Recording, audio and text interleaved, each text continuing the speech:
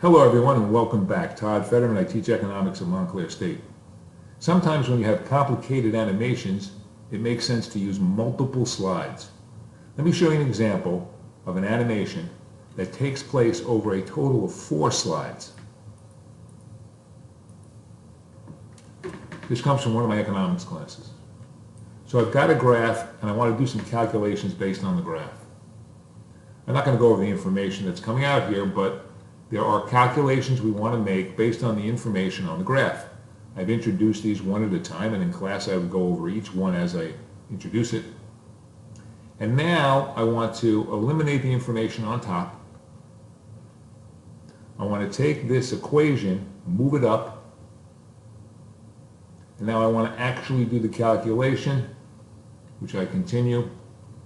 I do the calculation, and I can determine that the elasticity here is 4.5. Let's go to normal mode and see exactly what's going on with these 4 slides. The first slide, you see a lot of entrance effects on the animation pane as I'm bringing in my equations and discussing them one at a time. On the second slide, all you see is an exit animation, and they're all part of 0. Each one of these is start with previous. So all of this information, the top 4 lines, you says 0. The top 4 here are going to disappear at the same time.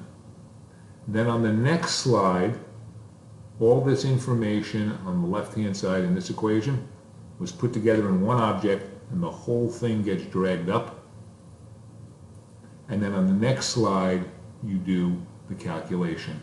Again, all of these numbers appear one at a time using entrance animations. When you've got complicated animation, it may make sense to use multiple slides to make it easier to understand how to do it. Very brief video. I hope you enjoyed it. Again, Todd Federman from Montclair State. If you have any questions, please contact me at the email address above. Take care.